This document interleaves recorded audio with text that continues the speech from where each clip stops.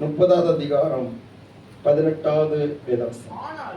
ஆனாலும் உங்களுக்கு இறங்கும்படி கர்த்தர் காத்திருப்பார், உங்கள் மேல் மனதுருகும்படி எழுந்திருப்பார். கர்த்தர் நீதி செய்கிற தேவன், அவருக்கு காத்திருக்கிற அனைவரும் பாக்கியவான்கள். அல்லேலூயா.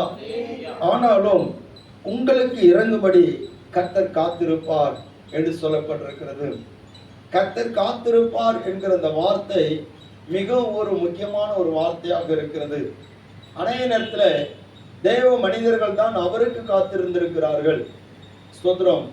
அவருக்கு காத்திருந்த தேவ மனுஷர்கள் சிலரை பார்க்கும்போது, மோசே 40 நாட்கள் தேவ சமூகத்தில் காத்திருக்கிறான். எலியா தேவ சமூகத்தில் காத்திருக்கிறான். அதே நேரத்தில் தாவீது அதிகமாக காத்திருக்கிறான். தானியேல் அதிகமாக காத்திருக்கிறான். இப்படி கர்த்தருக்கு காத்திருந்த தேவ மனிதர்கள் அதிகமாக சொல்லப்படுகிற இடத்துல கர்த்தர் உங்களுக்காக காத்திருப்பார் என்கிற இந்த வார்த்தை நமக்கு ஒரு மிகுந்த ஒரு ஸ்தோத்திரம், ஒரு எதிர்பார்ப்பை ஏற்படுத்துகிறது. அல்லேலூயா. கர்த்தருடைய நாமம் மகிமைப்படுவதாக. நம்முடைய ஆண்டவர் நமக்காக காத்திருக்கிறார் என்கிற இந்த வார்த்தை எவ்வளவு ஒரு மேன்மையான ஒரு வார்த்தையாக இருக்கிறது. நாம் அவரை அவர் பெரிய தேவன், அவர் சர்வ வல்லமையுள்ள தேவன், வானத்தை பூமி படைத்த கர்த்தர் என்று சொல்லி அவருக்கு நாம் காத்திருக்க அநேக காரியங்கள் இருக்கும்போது, அவரும் நம்ம மேல எவ்வளவு ஒரு எதிர்பார்ப்போடு காத்திருக்கிறார் என்பதை பார்க்கும்போது, அவர் நம்ம மேல வைத்திருக்கிற அன்பை அது வெளிப்படுத்துகிறது. அல்லேலூயா, அல்லேலூயா. ஸ்தோத்திரம். கர்த்தருடைய நாமம் மகிமைப்படுவதாக. அன்பானவர்களே, அவர் எதற்காக நமக்கு வேண்டி காத்திருக்கிறார் என்பதை குறித்து ஒரு சில வார்த்தைகளை கடந்த வாரத்திலே தியானிக்க ஆண்டவர் கிருபை செய்தார். பாருங்க, ஆதாமுக்காக கர்த்தர் காத்திருந்தார். ஆண்டவர் ஸ்தோத்திரம் மனிதனை உருவாக்கி அவனை ஏதேன் என்கிற தோட்டத்திலே அவன் தனிமையா இருப்பது நல்லது என்று சொல்லி அவனுக்காக ஏற்ற துணையை ஏற்படுத்தி ஆதாமும் ஏவாளுமாக ஸ்தோத்திரம் அவர்களை ஏதேன் தோட்டத்தில் வைத்து அவர்களுக்கு சந்தோஷமாக எல்லா காரியத்தையும் செய்துவிட்டு ஆண்டவர் ஸ்தோத்திர பகலில் குளிர்ச்சியான வேளையிலே அவர்களோடு உலாவும்படியாக, அவர்களோடு சம்பாஷிக்கும்படியாக, அவர்களோடு தம்முடைய நேரத்தை ஆண்டவர் ஸ்தோத்திர மகிழ்ச்சியாக செலவழிக்கும்படியாக அவர் வருகிற நேரத்திலே அங்கே அவர் வந்த இடத்திலே அவர்கள் இல்லை. அல்லேலூயா, ஸ்தோத்திரம். கவனிங்க. அப்போ ஆண்டவர் மனிதனோடு உலாவுவதற்காக, ஸ்தோத்திரம் உறவு வைத்துக் கொள்வதற்காக, சம்பாஷணை வைத்துக் கொள்வதற்காக, தொடர்பு வைத்துக் கொள்வதற்காக ஆண்டவர் காத்திருக்கிறார் என்பதை நாம் பார்த்தோம். அதே மனிதன் பாவத்தினாலே தேவனை விட்டு விலகிவிட்டான். பாவத்தினாலே பிசாசுடைய சத்தத்துக்கு செவி கொடுத்து தன்னுடைய சுபாவங்களினால் அவன் தேவனை துக்கப்படுத்தி ஆண்டவருக்கு மனஸ்தாபத்தை கூட ஏற்படுத்தி விட்டான். ஆண்டவர் நோவாவுடைய நாட்களிலே சொல்லுகிறார், மனிதனை உருவாக்கினது எனக்கு மனஸ்தாபமா இருக்கிறது என்று சொல்லக்கூடிய அளவுக்கு அவ்வளவு ரொம்ப ஐக்கியமா இருந்த கர்த்தர் மனிதனை குறித்து மனஸ்தாபப்படுகிற விதத்திலே அவனுடைய செய்கைகள், அவனுடைய சிந்தனைகள், அவனுடைய யோசனைகள் எல்லாம் தேவனை விட்டு தூரமானவைகளாக போய்விட்டது. அப்படிப்பட்ட மனிதன் ஸ்தோத்திரம், அப்படிப்பட்ட மனிதர்கள் மத்தியிலே சில தேவ மனிதர்கள் ஆண்டவரை பிரியப்படுத்தும்படியாக வாழ்ந்தவர்கள் கர்த்தரோடு உலாவினார்கள். அல்லேலூயா. ஏனோக்கு அவன் கர்த்தரோடு உலாவினான் சொல்லி நாம் பார்க்கிறோம். நோவா கர்த்தரோடு சஞ்சரித்தான் என்று சொல்லி நாம் பார்க்கிறோம். மோசே கர்த்தரோடு சஞ்சரித்தான் என்று சொல்லி நம்ம பார்க்கிறோம்.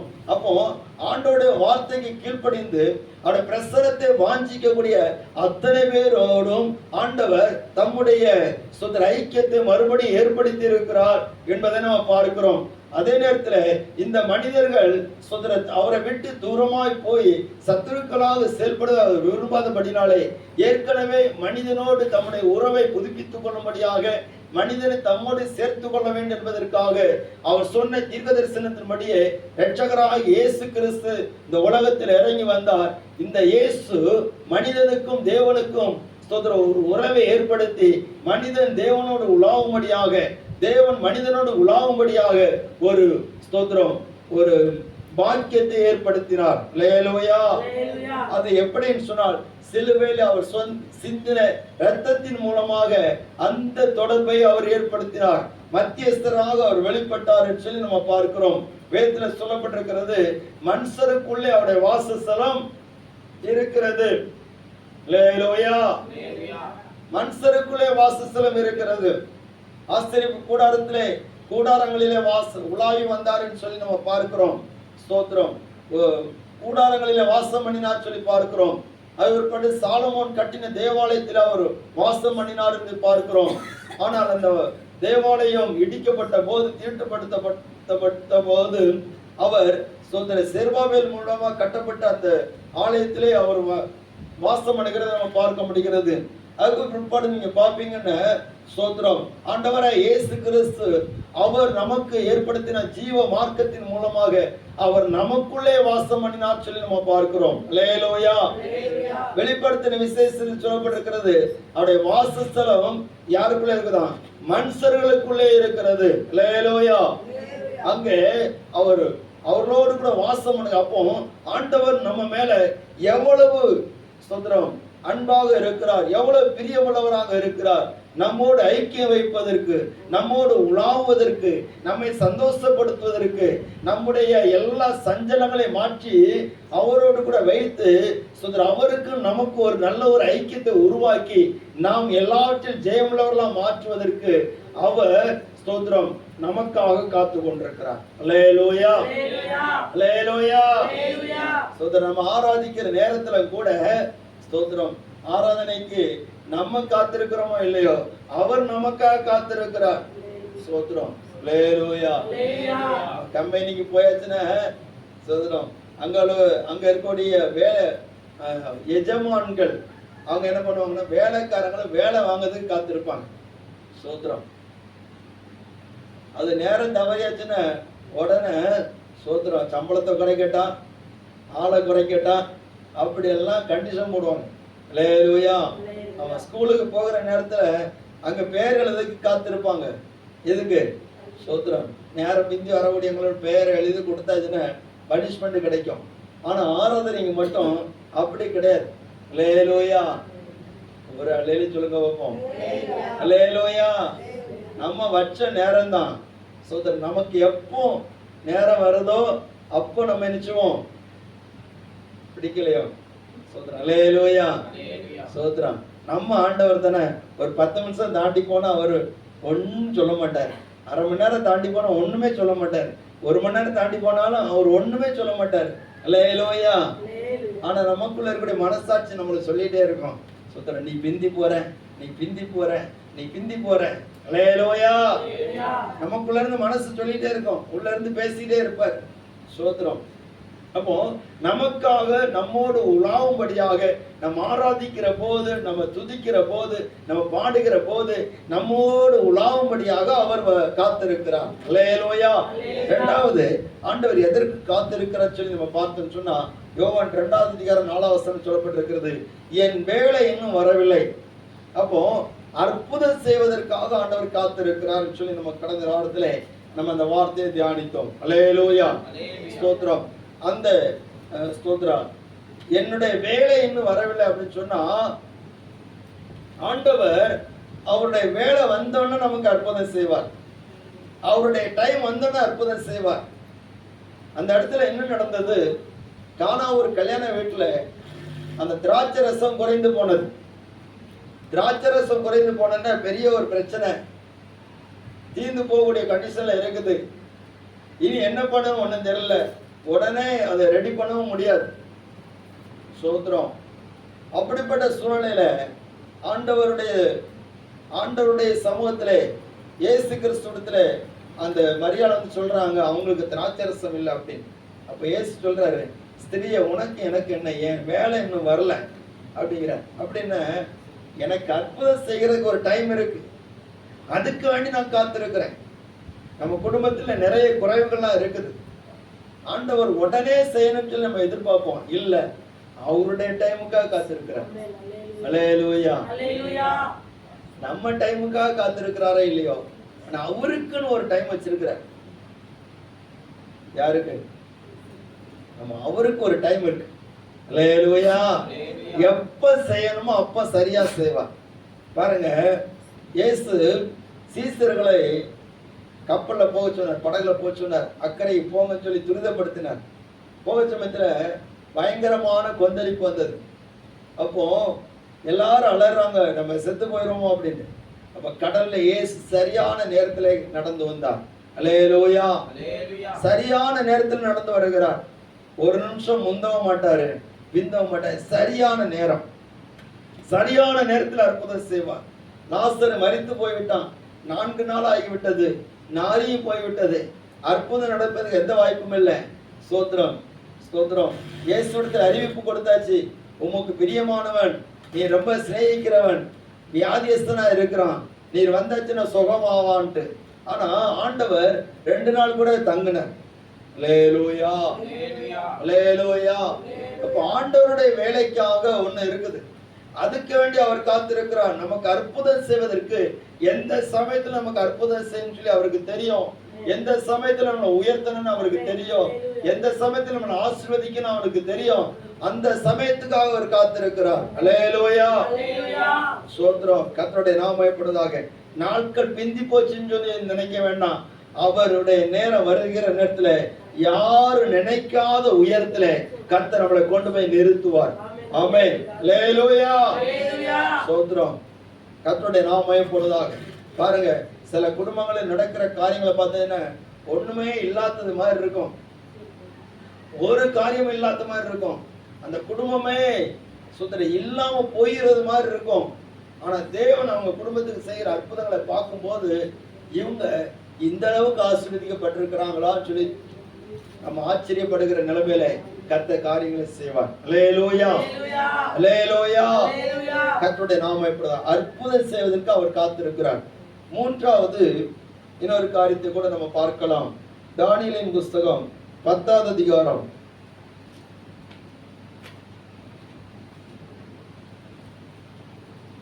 தானியேலின் புஸ்தகம் 10வது அதிகாரம் 11வது வசனம்.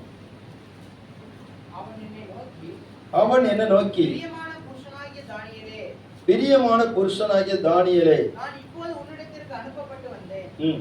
ஆதலால் நான் உனக்கு சொல்லும் வார்த்தைகளின் பேரில் நீ கவனமாக இருந்து கால் ஊன்றி நில் என்றான். இந்த வார்த்தையை அவன் என்னிடத்தில் சொல்லுகையில் நடுக்கத்தோட எழுந்து நின்றேன்.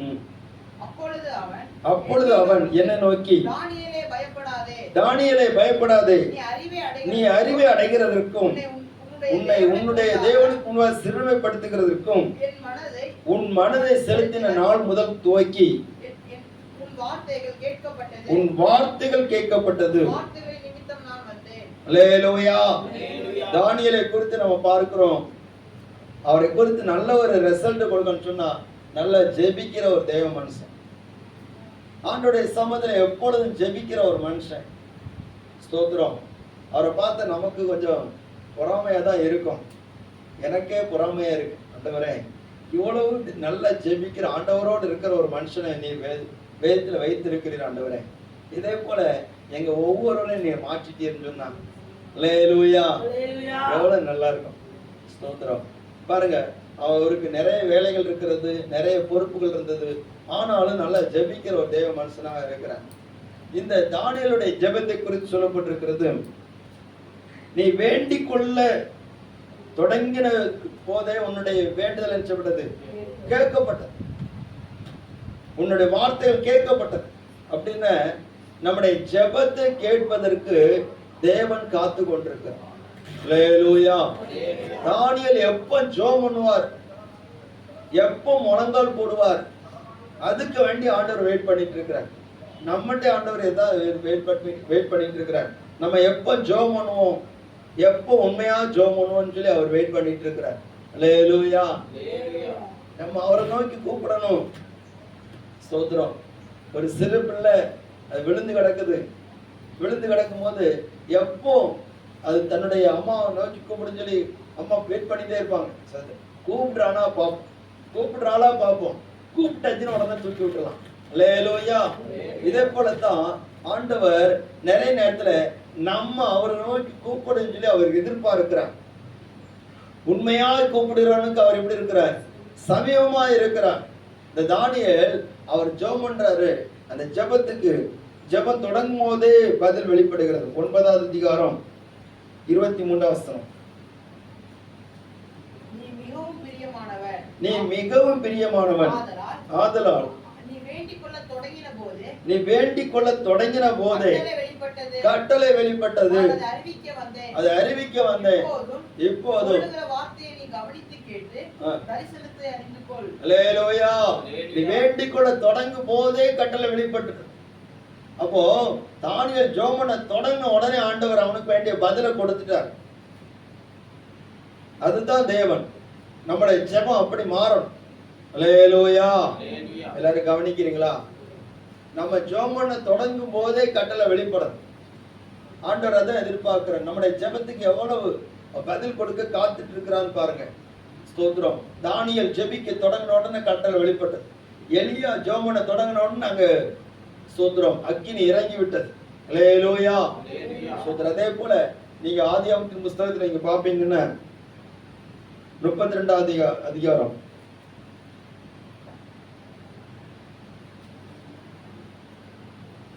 24 வசனம்.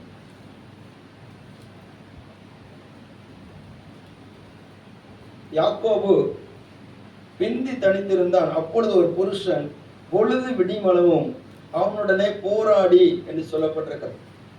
அப்போ யாக்கோபு பிந்தி தனித்திருக்கிறான். அப்போ அவனோடு ஒரு புருஷன் போராடுகிறான். பாருங்க, யாக்கோபு தன்னுடைய ஆசீர்வாதத்துக்காக காத்திருக்கிறார், தன்னுடைய பாதுகாப்புக்காக காத்திருக்கிறார். நான் தனித்து வரணும்னு சொல்லி எதிர்பார்க்கிறார். அப்ப அவன் தனித்து வர வரைக்கும் அந்த புருஷன் காத்திருக்கிறார். அல்லேலூயா. அவன் தனித்து வந்தோன்னு அவனோடு போராடுகிறார். அப்படின்னா நம்ம தனித்து ஆண்டோடைய சமத்துல வருகிற போது நம்மோடு பேசுவதற்காக, நம்முடைய ஜெபத்தை கேட்பதற்காக ஒருவர் காத்து கொண்டிருக்கிறார். அல்லேலூயா. பிசாசுக்கு நல்லா தெரியும். அதனால தான் நம்மளை தனியா ஜெபம் பண்ணவே விட மாட்டேங்கிறான். ஸ்தோத்திரம். நீங்க தனியா ஜெபம் பண்ணி பாருங்க, எத்தனை பேருக்கு தனியா உண்மையா ஜெபம் பண்ண முடியுது? அல்லேலூயா. ஒரு அல்லேலூயா. தனியா உண்மையா ஜெபம் பண்ணதுக்கு நிறைய பெரிய போராட்டம் இருக்குது. ஏன்னு சொன்னா தனியா நம்ம ஆண்டவரோடு பேசுகிற போது அதற்கு வேண்டி வெயிட் பண்ணிட்டே இருக்கிறார். என் பிள்ளை என்னோடு பேசி எவ்வளவு நாளாச்சு, என்னோடு ஜெபம் பண்ணி எவ்வளவு நாளாச்சு, உண்மையா ஜெபம் பண்ணி எவ்வளவு நாளாச்சு. ஏதோ கடமைக்காக அறக்க பறக்க ஜெபம் பண்ணிட்டு போகக்கூடிய சூழ்நிலை தான் இருக்குது. ஏதோ ஒரு வழக்கமான ஜெபமா இருக்குது. ஆனா தானியேலை போல தன்னை சிறுமைப்படுத்தி அறிவை அடைகிறதற்கும் நம்முடைய ஆண்டுடைய சமத்துல ஒருமனப்படுத்தி ஜெபம் பண்ணுகிற அந்த பழக்கத்துக்கு நம்ம இன்னும் வரல. இந்த ஜெபத்துல ஒரு ஒரு லெவலுக்கு மேல போகாம இருக்கிறதுனால தான் நம்ம நிறைய விஷயங்கள்ல பதிலை பெற்றுக்கொள்ளாம இருக்கிறோம். அல்லேலூயா. எல்லாரும் கர்த்தரை மகிமைப்படுத்துங்க பார்ப்போம். அல்லேலூயா. அவர் நம்முடைய ஜெபத்தை கேட்பதற்கு காத்து கொண்டிருக்கிறார். ஸ்தோத்திரம். எசேக்கியேல் 22வது அதிகாரம் 30வது வசனத்தை இங்க வாசிப்பீங்கன்னா அங்கே ஒரு வார்த்தை சொல்லப்பட்டிருக்கிறது. எசேக்கியேல் 22:30.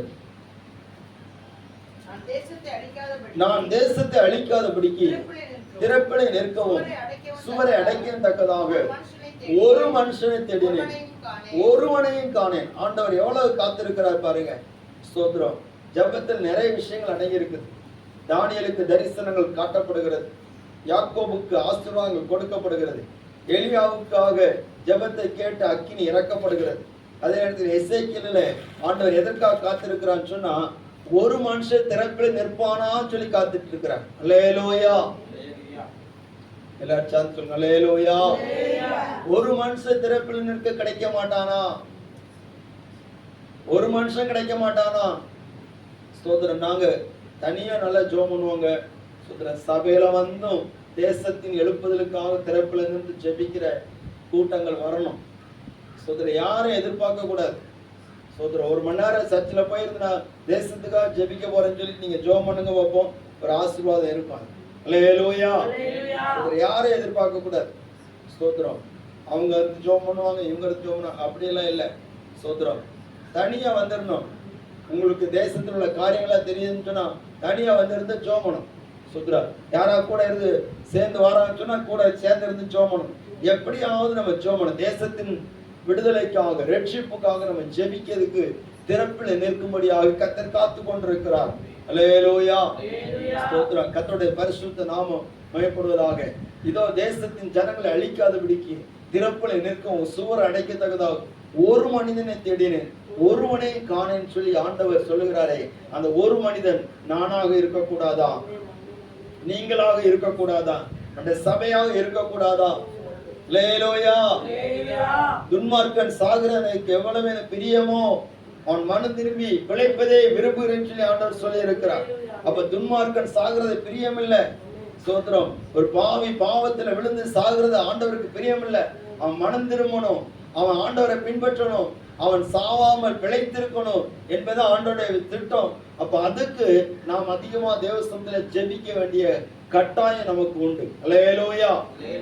ஆண்டவர் தம்மோடு ஸ்தோத்திரம் சமூகத்துல ஜெபிக்க ஆண்டவர் நம்மை காத்து கொண்டிருக்கிறார். ஜெபத்தை கேட்க காத்து கொண்டிருக்கிறார். நம்ம ஜெபிக்க ஆயத்தமாக இருந்தால் நம்முடைய ஜெபத்துக்கு பதில் தர அவர் ஆயத்தமாக இருக்கிறார். அல்லேலூயா. சங்கீதம் 62 சங்கீதம் 2 சொல்லப்படுகிறது, ஜெபத்தை கேட்கிறவரே மாம்சமான யாவரும் உம்மிடத்தில் வருவார்கள். ஆண்டவர் இயேசு கெத்செமனே தோட்டத்துல ஜெபிக்க போகும்போது சீசர்கள் எல்லாரும் என்ன பண்ணாங்க தெரியுமா? நமக்கு தெரியும். ஸ்தோத்திரம். அல்லேலூயா. 11 பேரை கூட்டிட்டு போனாரு. அதுல 3 பேரை தனியா கூட்டிட்டு போனாரு. ஸ்தோத்திரம். ஏன் தனியா கூட்டிட்டு போனார் தெரியுமா? அவங்க மேல ரொம்ப நம்பிக்கை வச்சிருந்தாரு. அல்லேலூயா. இயேசு மனிதனை நம்புகிறார். 3 பேரை நம்பினார். யாரெல்லாம் சொல்லுங்க பாப்போம், சொல்லுங்க. யாக்கோபு, பேதுரு, யோவான். 3 பேரை ரொம்ப நம்பினாரு. இந்த 3 பேர் தான் ஆண்டவர் கூடால எங்க போனாலும் சரி ரொம்ப நெருங்கி போனாங்க. மற்ற 8 பேரும் அவங்க கொஞ்சம் தூரமா தான் போனாங்க. கெத்செமனே தோட்டத்துல கூட இந்த 3 பேரை தான் ஆண்டவர் கூட வச்சிருக்கிறார். அல்லேலூயா. பர்வ மலையிலையும் கூட இந்த 3 பேர் தான் முன்னாடி நிக்கிறாங்க. அப்போ இயேசு ஜெபம் பண்றதெல்லாம் அதிகமா பார்த்திருக்கிறவங்க இந்த 3 பேர் தான். கெத்செமனே தோட்டத்துல ரொம்ப வியாகுலப்பட்டு அழுது புலம்பி ஜெபிக்கிறார். இத 3 பேரும் தான் பார்த்துட்டு இருக்காங்க. மற்றவங்க தூரத்துல இருக்கிறாங்க. ஸ்தோத்திரம். ஆனா அந்த 8 பேரும் தூங்குனாங்க, இந்த 3 பேரும் நல்லா தூங்குனாங்க. அல்லேலூயா. இயேசு வந்து கேட்டாரு, 1 மணி நேரமாகிலும் விழித்திருக்க கூடாதா? இயேசு என்ன கேட்கிறாரு? 1 மணி நேரமாகிலும் விழித்திருக்க கூடாதா? அல்லேலூயா. கஷ்டமா இருக்கு பாருங்க. நம்ம விழித்திருப்போம், தேவையில்லாததுக்கெல்லாம் விழித்திருப்போம், கதவுடைக்கு விழித்திருப்போம், ஸ்தோத்திரம், டிவி பார்க்கறதுக்கு விழித்திருப்போம், எங்கேயா போயிட்டு வரணும்னா விழித்திருப்போம். ஆனா கர்த்தர் பாதத்தில் விழித்திருக்கணும் ரொம்ப பாடு. அன்னைக்குதான் உலகத்துல இல்லாத உறக்கம் அன்னைக்குதான் வரும். ஸ்தோத்திரம். அல்லேலூயா. அதை நம்ம மேற்கொண்டு சொன்னா தேவன் நம்முடைய உற்சாகத்தின் ஆவி அனுப்புவார். மாமிசம் விளைமை உள்ளதுதான், ஆவி எப்படிப்பட்டது? உற்சாகம் உள்ளது. நம்ம ஜெபத்துக்கு அவர் காத்திருக்கிறார். நம்ம எவ்வளவு உற்சாகமா இருக்கிறோமோ அந்த அளவுக்கு ஜெபம் வரும். உற்சாகம் இல்லைன்னு சொன்னா ஜெபம் வராது. அல்லேலூயா. நம்ம ஜெபம் இல்லைன்னு சொன்னா பிசாசு நிறைய விஷயத்துல நம்மளை வீழ்த்திட்டே இருப்பான். நம்முடைய ஆசீர்வாதங்கள் வீழ்ந்து போகும். நமக்கும் தேவனுக்குள்ள அந்த ஐக்கியம் குறைவுபட்டு போகும். ஆண்டவருடைய ஜெபத்துக்கு அவர் செவி சாய்க்க காத்திருக்கிறார். நீ கூப்பிடு, நான் உனக்கு பதில் கொடுப்பேன் தான் சொல்லி இருக்கிறார். அல்லேலூயா. ஸ்தோத்திரம். என்னை நோக்கி கூப்பிடு, நான் உனக்கு செவி கொடுப்பேன்னு சொல்லி இருக்கிறார். அப்போ அவர் செவி கொடுப்பதற்கும் பதில் கொடுப்பதற்கு, நம்முடைய ஜெபத்தை கேட்பதற்கு, நம்முடைய ஜெபத்துக்காக அவர் காத்திருக்கிறார். ஸ்தோத்திரம். பாருங்க, தேசத்துல எடுப்பதற்காக நம்ம நிறைய நேரத்துல பேசுகிறோம், கவனிங்க. அல்லேலூயா. ஆனா தேவ சபை எல்லாம் சேர்ந்து தேவனை நோக்கி கூப்பிடுகிறது காரியத்துல இன்னும் தீவிரமாக செயல்படுவார்கள். ஆனால் தேசத்துல ஒரு பெரிய ஒரு மாபெரும் எழுப்புதலை நிச்சயமா பார்க்க முடியும். ஸ்தோத்திரம். அநேக பாவத்தில் இருக்கிறவர்கள், குடிகாரர்களாக இருக்கிறவர்கள், அருவருப்பான பாவம் செய்கிறவர்கள் எல்லாரும் மனம் திரும்பி ஆண்டவர் இயேசுவை ஏற்றுக்கொள்கிறது மட்டுமல்லாது தங்கள் வாழ்க்கையில் உள்ள எல்லா சங்கடங்கள் மாறி ஒரு சந்தோஷத்தை பெற்றுக்கொள்கிற நாட்கள் மிக சமீபமா இருக்கிறது. அழிவுக்கு நீங்கி ஒரு ஸ்தோத்திரம், ஒரு ஆசீர்வாதத்தை பெற்றுக்கொள்வதற்கு தேவன் எதிர்பார்க்கிற ஒன்று உண்டுன்னு சொன்னால் அது நம்முடைய ஜெபத்தை அவர் எதிர்பார்க்கிறார். அல்லேலூயா. மற்றவங்க ஜெபம் பண்ண மாட்டாங்க, ஆனா ஆண்டவரால் தெரிந்து கொள்ளப்பட்டவங்க ஜெபம் பண்ணணும். மற்றவங்களுக்கு ஆண்டவரை தேடக்கூடிய மனசு கிடையாது. ஸ்தோத்திரம். செல்வம் பெருகினவர்கள் ஆண்டவரை தேட மாட்டாங்க, ஆனா நமக்கு அப்படி இல்லை, நம்ம ஆண்டவரை தேடித்தான் ஆகணும். அல்லேலூயா. காலையில என்னுடைய சத்தத்தை கேட்டருளுவீர் என்று சொல்லி சங்கீதக்காரன் சொல்லுகிறான். ஸ்தோத்திரம். அப்படிப்பட்ட ஒரு ஜெப ஆவி நம்ம ஊற்றப்படட்டும், ஒரு மன்றாட்டின் ஆவி ஊற்றப்படட்டும். ஸ்தோத்திரம். அன்றைக்கு ஸ்தோத்திரம், அன்றைக்கு தேவ மனிதர்கள் மேல் அப்படிப்பட்ட ஜெப ஆவி ஊற்றப்பட்டது. அல்லேலூயா. அப்போஸ்தலர்கள் ஜெபத்திலே தரித்திருந்தார்கள் சொல்லப்பட்டிருக்கிறது. அப்படிப்பட்ட தரித்திருக்கிற ஆவி நமக்குள்ளாலே இன்னும் அதிகமாக அனல் மூட்டப்படட்டும். ஸ்தோத்திரம். ஜெபித்தவங்க தான் ஜெயம் பெற்றிருக்கிறாங்க. ஜெபிக்கிற குடும்பம் நிச்சயமாக பெரிய காரியங்களை சாதிக்கும். அல்லேலூயா. கர்த்தருடைய நாமம் எப்பொழுதாக. அப்போ நம்முடைய ஜெபத்தை கேட்க அவர் காத்து கொண்டிருக்கிறார். 4வது யோவான் எழுதின சுவிசேஷம் 4வது அதிகாரம் 8வது வசனம்.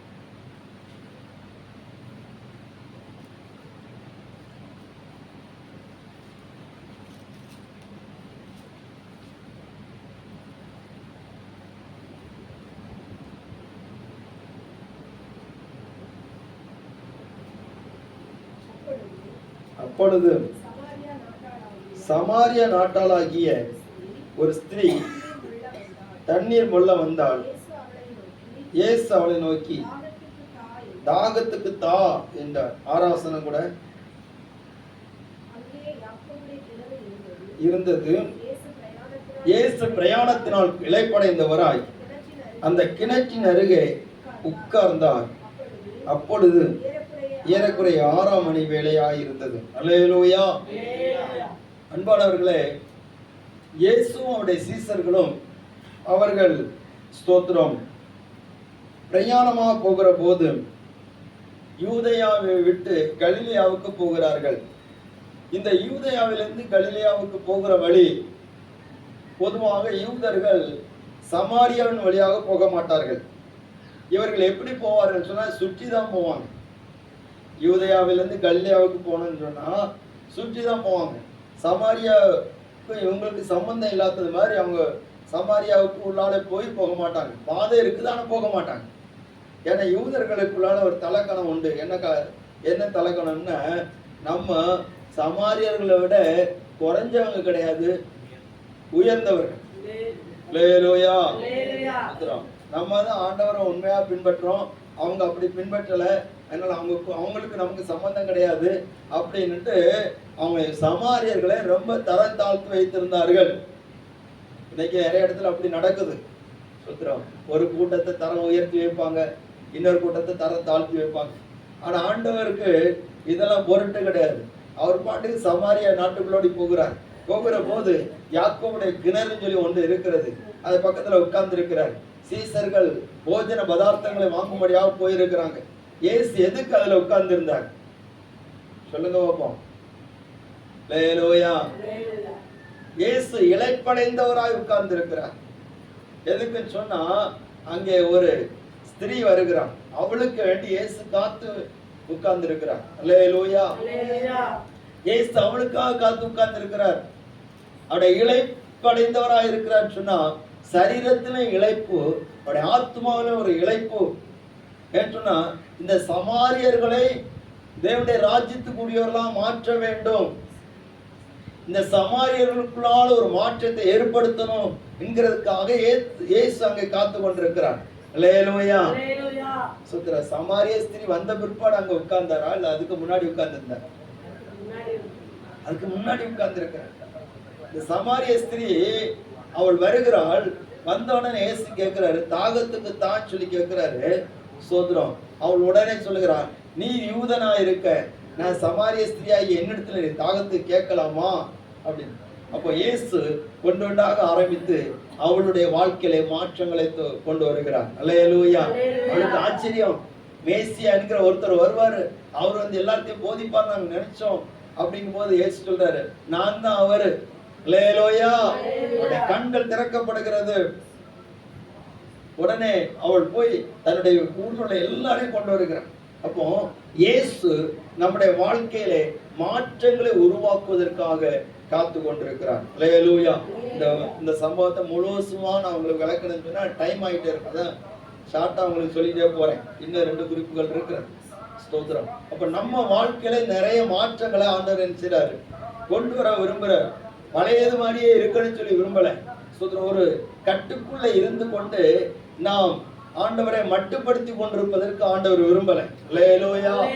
இந்த சமாரிய ஸ்திரீ என்ன பண்ணனான்னா, அவள் ஒரு கட்டுக்குள்ள இருந்து கொண்டு தேவனை மட்டுப்படுத்தி வாழ்ந்து கொண்டிருந்தாள். ஆண்டவருக்கு இவ்வளவுதான் முடியும், ஆண்டவர் இவ்வளவுக்கு தான் நம்மளை வச்சிருக்கிறாரு, இங்கதான் நம்ம செய்ய தொழுது கொள்ளணும், இந்த சமாரிய மலையில தான் தொழுது கொள்ளணும், இந்த எருசலேம்ல தான் தொழுது கொள்ளணும், ஸ்தோத்திரம் என்று சொல்லி நினைத்து கொண்டிருந்தாள். அவருடைய வாழ்க்கை குறித்தும் நாம் பார்க்கிற போது ஒவ்வொரு வேத பண்டிதர்களும் ஒவ்வொரு விதத்துல சொல்லுகிறார்கள். நமக்கு அது தேவை கிடையாது. ஸ்தோத்திரம். ஆனால் அவருடைய வாழ்க்கை ஸ்தோத்திரம், வாழ்க்கையிலே மாற்றத்தை தேவன் செய்றாரு, கொடுக்கிறார். இங்க சொல்லப்பட்டிருக்கிறது 17ஆம் வசனம் சொல்லப்பட்டிருக்கிறது, எனக்கு புருஷன் இல்லை என்றால், இயேசு அவளை நோக்கி, எனக்கு புருஷன் இல்லை என்று நீ சொன்னது சரிதான். எப்படி 5 புருஷர் உனக்கு இருந்தார்கள், இப்பொழுது உனக்கு இருக்கிறவன் உனக்கு புருஷன் இல்லை. இதை உள்ளபடி சொன்னாய். அல்லேலூயா. அவள் சொல்லுகிறத வச்சு பார்த்தா என்ன, அவருடைய வாழ்க்கை பழைய வாழ்க்கை யாரும் விரும்பக்கூடிய வாழ்க்கை இல்ல. ஸ்தோத்திரம். அப்ப நம்ம வாழ்க்கையும் கூட விரும்பத்தகாத வாழ்க்கை தான். நம்ம பேசினா யாருக்கும் விருப்பம் இருக்காது, நம்ம பார்த்தா யாருக்கும் விருப்பம் இருக்காது, நம்ம பழகுனா யாருக்கும் விருப்பம் இருக்காது. அப்படிப்பட்ட ஒரு வாழ்க்கைய கர்த்தர் எல்லாரும் விரும்பக்கூடிய வாழ்க்கையாக மாற்ற விரும்புகிறார். அல்லேலூயா. ஒருவன் கிறிஸ்துவுக்குள் இருந்தால் எப்படி இருக்கிறான் தெரியுமா, புது சிருஷ்டியா இருக்கிறான். பழையவைகள் எல்லாம் ஒளிந்து போயின, எல்லாம் புதிதாயின. ஸ்தோத்திரம். அல்லேலூயா. பவுல் சொல்கிறார், முன்னாடி நான் அடிக்கிறவனா இருந்தேன், தூஷிக்கிறவனா இருந்தேன், சபையை துன்பப்படுத்துகிறவனா இருந்தேன், ஆனா இப்பொழுதோ நான் அப்படி கிடையாது. அல்லேலூயா. நான் எந்த விசுவாசத்தை அழிக்க வேண்டும் சொல்லி நான் பிரயாசப்பட்டு எழுப்பினோ அதே விசுவாசத்திற்காக நான் பாடுபடுகிறவனா இருக்கிறேன். அந்த சுவிசேஷத்துக்கு நான் பாடுபடுகிறவனா இருக்கிறேன். முன்னாடி இதை அழிக்கிறதுக்கு தான் நான் நின்னேன், ஆனா இப்போ அதுக்காக நான் பாடுபடுகிறேன். உயிரையும் தியாகமா வைத்து நான் ஓடுகிறேன். அப்படிதான் சொல்றேன். அவ முன்னாடி இந்த வாழ்க்கை வேற, இயேசு சந்தித்த பிற்பாடு இருக்கிற வாழ்க்கை வேற. சகையுடைய வாழ்க்கை பாருங்க, முன்னாடி இருந்த வாழ்க்கை வேற, பின்னாடி இந்த வாழ்க்கை வேற. அல்லேலூயா. கிறிஸ்துவுக்கு முன், கிறிஸ்துவுக்கு பின். கிறிஸ்துவுக்கு முன் எப்படி இருந்தோமோ அதே போல கிறிஸ்துவுக்கு பின்னாடி வந்த பிறகு இருந்தேன்னு சொன்னா அப்ப நம்ம எங்கேயே தவறி இருக்கோன்னு அர்த்தம். அல்லேலூயா. ஸ்தோத்திரம். இந்த ஸ்திரீ அவள் கிறிஸ்துவை சந்தித்த பிற்பாடு அவருடைய வாழ்க்கை மாறுகிறது. அப்ப நம்முடைய வாழ்க்கையை மாற்றுவதற்காகத்தான் ஆண்டவர் நமக்காக காத்திருக்கிறார். நம்ம அவருடைய வார்த்தைக்கு செவி கொடுக்கணும்னு சொல்லி எதிர்பார்க்கிறார். இந்த சமாரிய ஸ்திரீ இயேசு சொன்னதுக்கு செவி கொடுத்ததுனால அவருடைய வாழ்க்கை மாறிவிட்டது, அவருடைய வாழ்க்கையின் தரம் மாறிவிட்டது. அப்போ ஸ்தோத்திரம். இந்த சமாரியா நாட்டில் உள்ள எல்லாரும் வந்து சொல்றாங்க, 4வது அதிகாரம் 39ஆம் வசனம், நான் செய்த எல்லாவற்றையும் எனக்கு சொன்னார் என்று சாட்சி சொன்ன அந்த ஸ்திரீனுடைய வார்த்தையின் நிமித்தம் அந்த ஊரில் உள்ள சமாரியரில் அநேகர் அவர் மேல் விசுவாசம் உள்ளவர்களானார்கள்.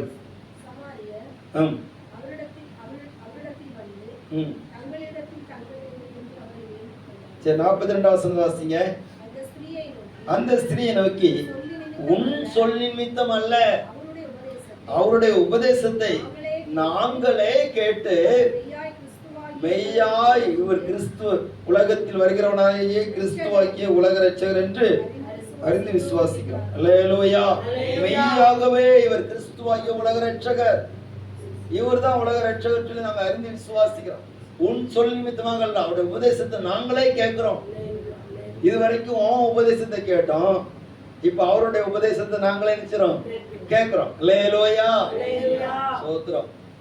அந்த அளவுக்கு ஆண்டவருடைய வாழ்க்கையை மாற்றிட்டார். ஸ்தோத்திரம். உன் உபதேசத்தை நாங்க இதுவரைக்கும் கேட்டு இருந்தோம், இப்போ உன் உபதேசம் உன்னிட்ட போயிட்டு இப்போ உன்கிட்ட வெளிப்படுகிறது யாருடைய உபதேசம்? இயேசுவின் உபதேசம். அல்லேலூயா, ஸ்தோத்திரம். நம்ம வார்த்தையில எவனாவது யாராவது ரட்சிக்கப்பட்டிருக்காங்களா, யாராவது நல்லா வந்திருக்காங்களா பார்த்தேன்னு ஒண்ணும் இல்லை. அவருடைய வார்த்தையை சொல்லுகிறதுனால நம்ம குழப்பு ஓடு. அல்லேலூயா, ஒரு எழுத்துங்க. அல்லேலூயா, அவருடைய வார்த்தை நமக்குள்ள வந்தனாலதான் நம்ம பிழைச்சிருக்கிறோம். நீ பிழைத்திரு சொல்லி அவர் வார்த்தை நமக்கு வந்தனாலதான் நம்ம பிழைச்சிருக்கிறோம். இல்லாட்டு நம்ம அலங்கோலம், நம்ம அருவருப்பா இருப்போம். ஸ்தோத்திரம். கர்த்தருடைய நாமம் இப்படிதான். அப்ப நம்முடைய வாழ்க்கையின் தரத்தை மாற்றுவதற்காக காத்து கொண்டிருக்கிறார். ஸ்தோத்திரம். அடுத்தபடியாக ஏசாயா தீர்க்கதரிசன புஸ்தகம் 5வது அதிகாரம் 2வது வசனம்.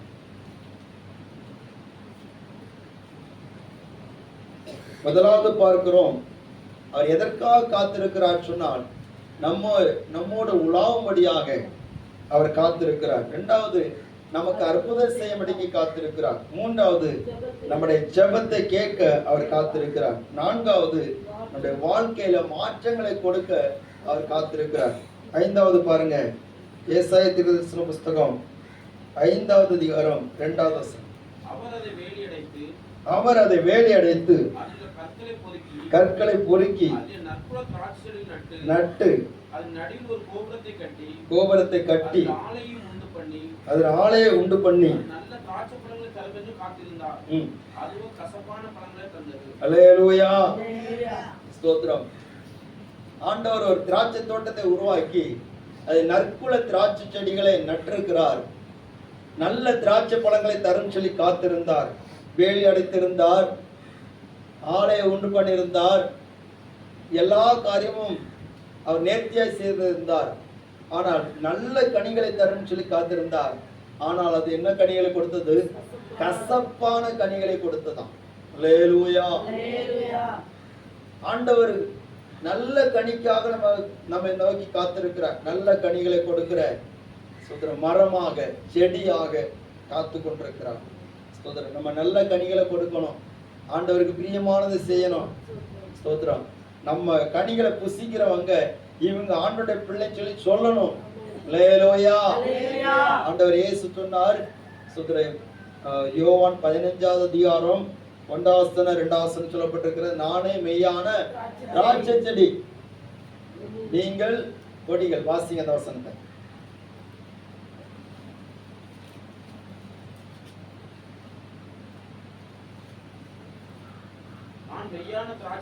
நான் மெய்யான திராட்சை செடி, என் பிதா திராட்சை தோட்டக்காரர். கொடி எதுவோ அறுத்து போடுகிறார். கனி கொடுக்கிற கொடி எதுவோ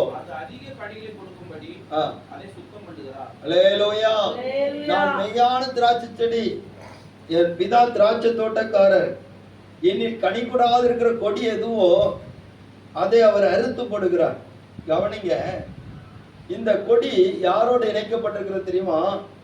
இயேசுவாகிய செடியோடு இணைக்கப்பட்டிருக்கிறது. ரொம்ப சந்தோஷம். நான் யாரோடு இணைக்கப்பட்டிருக்கிறேன்? இயேசுவோடு இணைக்கப்பட்டிருக்கிறேன். இயேசுவோடு இணைக்கப்பட்டிருக்கிறது. சந்தோஷமா சங்கடமா? பாக்கியம். அல்லேலூயா, அவரோடு இணைக்கப்பட்டிருக்கிறேன்னு சொல்லிட்டு ரொம்ப சந்தோஷப்படுறோம். ஆனா அவரோடு இணைக்கப்பட்டிருக்கிற அந்த கொடி கனி கொடுக்காவிட்டால் நம்ம சந்தோஷப்படுறதை விட அவர் மிகவும் துக்கப்படுகிறார். திராட்சை தோட்டக்காரர் ரொம்ப துக்கப்படுறார். அவர் என்ன பண்றாருன்னா, ஸ்தோத்திரம், இந்த கொடி கனி கொடுக்கவே மாட்டேங்குது. எவ்வளவு தூரம் நம்ம பார்க்கிறோம், நம்ம செடியோடு இணைச்சு அதுக்கு அது வருகிற எல்லா ஆசீர்வாதமும் இந்த கொடிக்கு கிடைக்கிறது. நல்ல இலை இருக்கிறது, எல்லாம் பச்சை பசன்னு இருக்குது. ஆனா என்ன இல்லை? கனி இல்லை. நமக்கு எல்லா ஆசீர்வாதமும் ஆண்ட தந்திருக்கிறாரு. ஆனா எதிர்பார்த்திருக்கிற கனி அவருக்கு கொடுக்க மாட்டேங்கிறோம். கனி என்று சொன்னால் 2 காரியத்தை குறிப்பிடும். ஒன்னு ஆவிக்குரிய குணாதிசயங்கள், இன்னொன்னு ஆத்துமாவே. அல்லேலூயா, ஒரு வேளையில சொல்லுவோம் அல்லேலூயா. ஆத்துமாதாயம். ஸ்தோத்திரம். இந்த 2 விதமான கனிகளை நம்ம கொடுத்துட்டே இருக்கணும். அதான் ஆண்டவர் எதிர்பார்க்கிறார். இல்லாவிட்டா திராட்சை தோட்டக்காரர் சீக்கிரமா நினைச்சுவாரு, அந்த செடியில இருந்து அந்த கொடியை நினைச்சுவாரு வெட்டி போட்டுருவார்.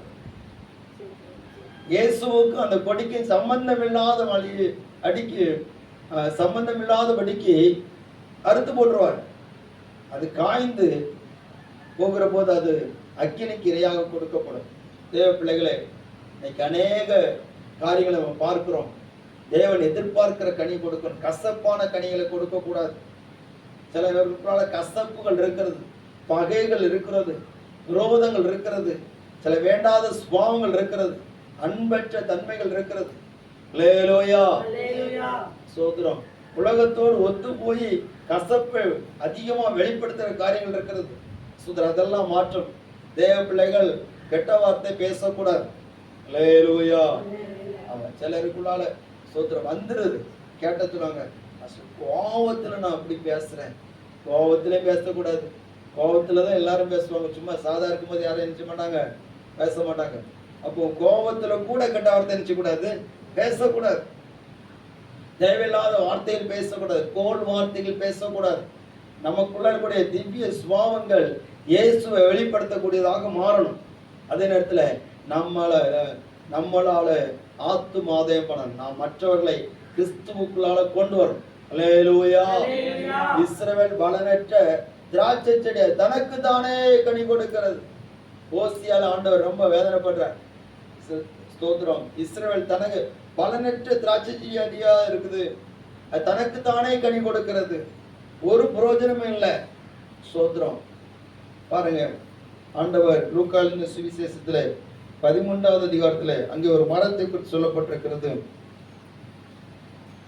6ஆம் வசனம் 7ஆம் வசனம். அப்பொழுது அவர் ஒரு உவமையை சொன்னார். ஒருவன் தன் திராட்சை தோட்டத்திலே ஒரு அத்தி மரத்தை நட்டிருந்தான். அவன் வந்து அதிலே கனியை தேடின போது ஒன்றும் காணவில்லை. அப்பொழுது அவன் தோட்டக்காரனை நோக்கி, இதோ 3 வருஷமாய் இந்த அத்தி மரத்திலே கனியை தேடினேன், ஒன்றையும் காணவில்லை. இதை வெட்டி போடு, இது நிலத்தை ஏன் கெடுக்கிறது என்றான். அதற்கு அவன், ஐயா, இது இந்த வருஷமும் இருக்கட்டும், நான் இதை சுற்றி கொத்தி எரு போடுவேன், கனி கொடுத்தால் சரி, கொடாவிட்டால் இனிமேல் இதை வெட்டி போடலாம் என்று சொன்னான். அல்லேலூயா. சோத்ரம். 3 வருஷமா நான் பார்க்கிறேன், இந்த அத்தி மரம் கனி கொடுக்க மாட்டேங்குது, இது நிலத்தையும் கெடுத்துட்டே இருக்குது. இந்த அத்தி மரம் அது நிலத்தை எப்படி கெடுக்குன்னு சொன்னா, நீங்க போகும்போது அத்தி மரத்தை பார்த்துட்டு போங்க, கீழே உள்ள வேற எங்கெல்லாம் போகுது பாருங்க. அல்லேலூயா. நம்ம இடத்துல ஆண்டவர் தந்திருக்கிறார். அத்தி மரத்தோட வேற எங்கெல்லாம் போகுது, சுத்தி படர்ந்து போயிட்டே இருக்கு. அப்போ நிறைய இடத்த ஆக்கிரமிச்சு அது போகுது. ஆனா கனி கொடுக்கலன்னு சொன்னா, சோத்திரம், ஆண்டு சொல்றாரு, நான் 2 வருஷமா தேடிட்டு இருக்கிறேன், 3 வருஷமா தேடிட்டு இருக்கிறேன், கனி கொடுக்க மாட்டேங்குது, இதை எதுக்கு நிலத்தை கெடுத்துட்டு இருக்குது, இதை வெட்டி போட்டுருவோம். அல்லேலூயா. அத்தி மரத்துல எல்லா நன்மையும் இருக்கிறது, ஆனா அது சரியான கனி கொடுக்க மாட்டேங்க. கனிக்காக தானே நம்ம கொடுத்துரு வச்சிருக்கிறேன், ஆனா அது கனி கொடுக்க மாட்டேங்குது, அதை வெட்டி போட்டுடலாம். அப்போ தோட்டக்காரர் வந்து சொல்றாரு, ஸ்தோத்திரம், இந்த 1 வருஷமும் போட்டு நான் கொத்தி எரு போட்டு தண்ணி பாய்ச்சி ஒருக்கா கூட நான் பராமரிக்கிறேன், கனி கொடுத்தால் சரி, இல்லாவிட்டால் அரித்து போடலாம். அல்லேலூயா. நிறைய பேர் அப்படிதான் ஆண்டவர் வச்சிருக்கிறார். கனி கொடு, சும்மா உட்கார்ந்து வசனத்தை கேட்டுக்கிட்டு சாப்பிட்டுட்டு வசனத்தை எவ்வளவோ கேட்டுட்டு ஒரு பலனை இல்லாம நம்ம இருந்தோம் சொன்னா, நம்ம ஆண்டவருக்கு கனி இல்லாத மரமாக நம்ம இருப்போம். அல்லேலூயா. கனிக்காக காத்திருக்கிறார், கனி கொடுப்போன்னு காத்திருக்கிறார். இன்னும் 1 வருஷம் தந்திருக்கிறார். அல்லேலூயா. 2025 தந்துட்டாரு, இனி 2026 தரணும். அல்லேலூயா. ஒவ்வொரு மாதம் நம்ம தந்துட்டே இருக்கிறார், காத்துக்கிட்டே இருக்கிறார். சரி, இந்த மாசத்துல கனி வந்துடும், இந்த மாசத்துல கனி வந்துடும். சோத்திரம். நம்மளும் அப்படித்தானே காத்துட்டு இருப்போம். சோத்திரம். பாருங்க, மாமரம் வளர்ந்தாச்சுன்னு இந்த மாசத்துல பலன் கொடுக்கும். தேங்காய் மரத்துல, தென்னை மரத்துல இந்த மாசத்துல பலன் கொடுக்கும். பூ வந்துட்டு கனி வந்துடும் அப்படின்னு காத்திருக்கிறோம். நம்ம ஆண்டவர் ரொம்ப எதிர்பார்ப்போடு இருக்கிறார், கனி கிடைக்கும் சொல்லி. அல்லேலூயா. ஸ்தோத்திரம். ஓசியா தீர்க்கதரிசன புஸ்தகம் 3வது அதிகாரம் 2வது வசனம்.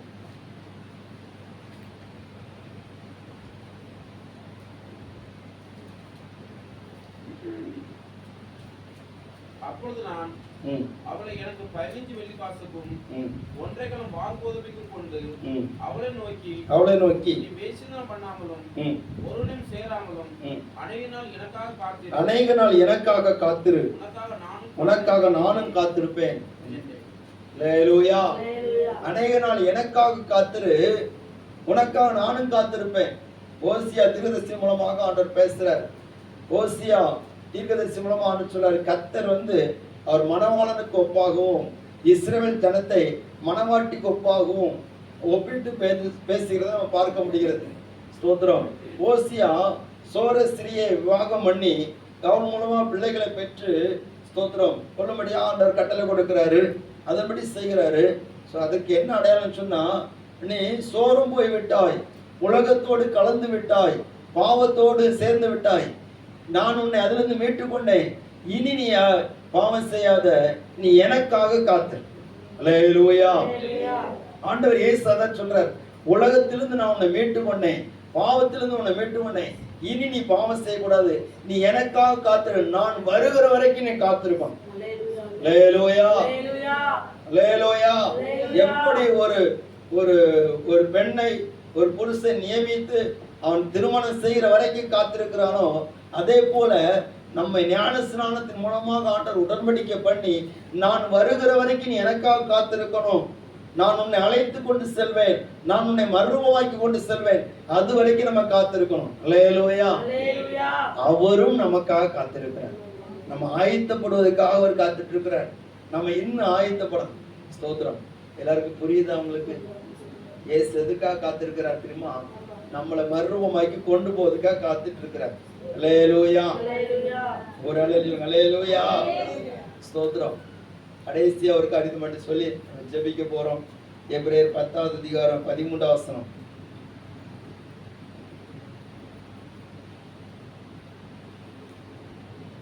சீக்கிரமா வாசிக்கணும்.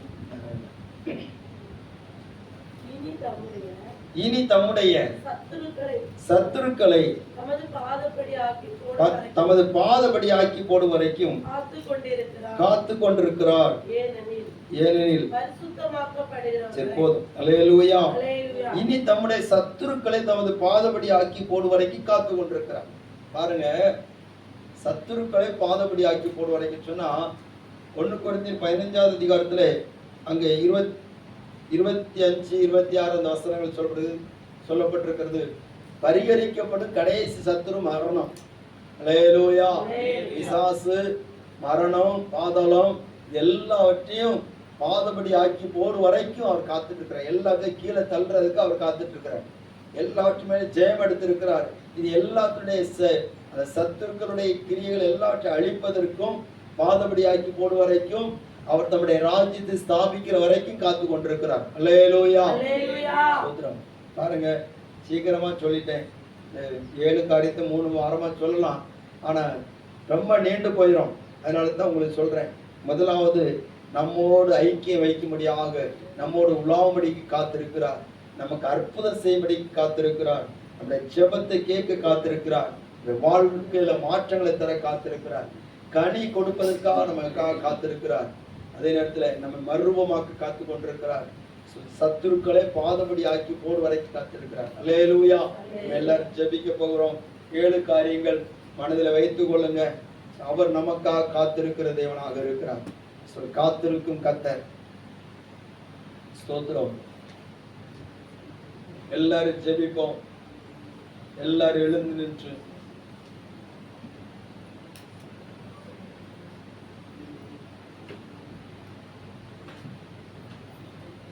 நம்மோடு உலாவும்படியாக காத்திருக்கிறார். நமக்கு அற்புதம் செய்யும்படிக்கு காத்திருக்கிறார். நம்முடைய ஜெபத்தை கேட்க அவர் காத்திருக்கிறார்.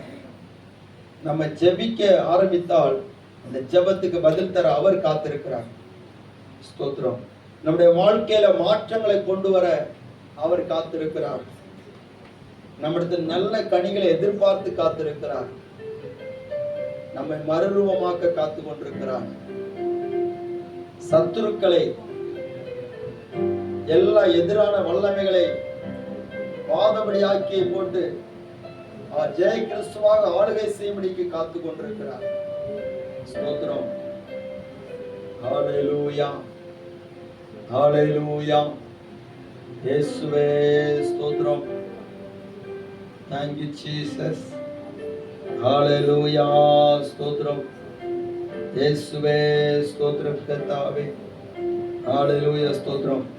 அந்த நாளும் நெருங்கிடுதே அதிவிரைவா, அந்த நாளும் நெருங்கிடுதே அதிவிரைவா நிறைவேறுதே. மண்ணின் சாயலை நாம் களைந்து விண்ணவர் சாயல் அடைவே, விண்ணவர் சாயல் அடைவே. தேவ சாயல் ஆக மாறி தேவனோடு இருப்பே, நானும் தேவனோடு இருப்பே. பூமியின் போராடும் என்றும் பலவீனமே அழிந்திடுமே, பூமியின் போராடும் என்றும் பலவீனமே அழிந்திடுமே. கைவேலை அல்லாத பொன்னீரே கண்டடைந்து வாழ்ந்திடுவே, கண்டடைந்து வாழ்ந்திடுவே. தேவ சாயல் ஆக மாறி தேவனோடு இருப்பே, நான் தேவனோடு இருப்பே. உன்னத சீயோன் மலை மேல் எனதருமை இயேசுவுடன், உன்னத சீயோன் எனதருமை இயேசுவுடன். ஜெப வீட்டினிலே மகிழ்ந்தே நான் ஜீவிப்பேனே நீடொழியா, ஜீவிப்பேனே நீடொழியா. தேவ சாயல் ஆக மாறி தேவனோடு இருப்பே, நான் தேவனோடு இருப்பே.